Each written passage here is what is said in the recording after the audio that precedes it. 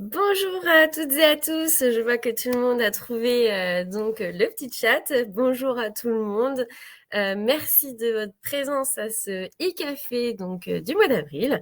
Nous allons commencer du coup tout de suite puisque je vois qu'on est déjà pas mal nombreux. Allez, c'est parti.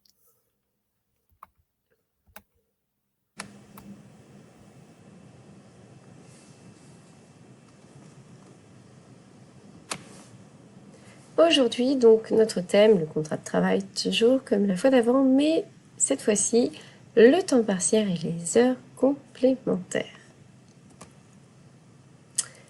Alors, est considéré à temps partiel un salarié dont la durée du travail est inférieure par semaine à la durée légale du travail, soit 35 heures, mensuelle, la durée légale du travail, 151h67, et annuelle, la durée du travail, soit 1607 heures. Tout salarié qui sera en dessous de ces trois données sera considéré à temps partiel, sauf, bien sûr, exception fixée par une convention, donc pour la branche ou pour l'entreprise, ou alors pour l'établissement.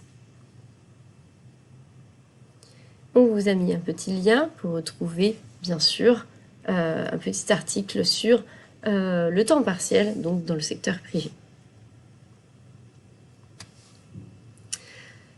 Petite question, le temps partiel peut-il effectuer des heures supplémentaires? Eh bien non.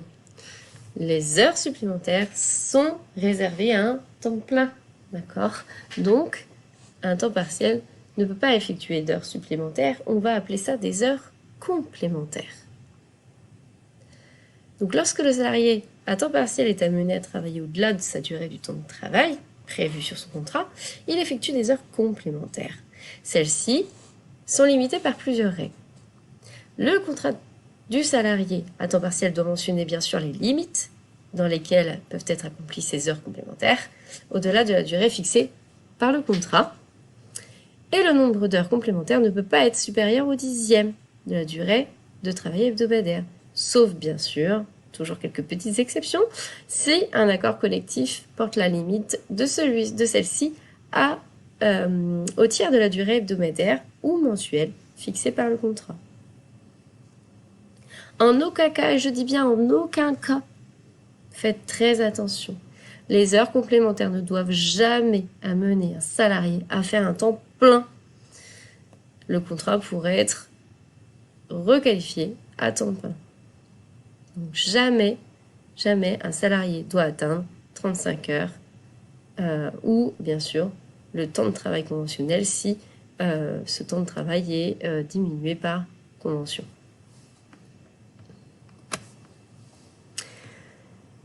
La majoration des heures complémentaires. Donc, toute heure complémentaire accomplie donne lieu à une majoration. C'est comme le même principe que les heures supplémentaires, si vous voulez. Il y a toujours une majoration. Celle-ci peut être fixée par convention. Elle peut, bien sûr, être différente du légal s'il y a convention ou un accord. Mais elle ne pourra jamais être inférieure à 10%. En l'absence de convention ou d'accord, le taux est bien sûr le taux légal de majoration qui est fixé à 10% pour chaque heure complémentaire accomplie dans la limite du 1/10 de la durée de travail. Au-delà de ce dixième, la majoration sera de 25% pour chaque heure accomplie et dans la limite du tiers. Allez, un petit cas de jurisprudence pour que ça reste toujours très concret. Donc, une salariée engagée en contrat de travail à durée indéterminée, un CDI à temps partiel, a signé avec son employeur un avenant portant la durée mensuelle du travail à 152 heures. Elle demande donc au juge, de requalifier son contrat en contrat de travail à temps plein. Alors, à votre avis, petit sondage, le contrat peut-il être requalifié à temps plein? Donc, toujours dans le petit onglet Pulse, vous pouvez répondre, bien sûr, oui ou par non. Est-ce que ce contrat peut être qualifié à temps plein?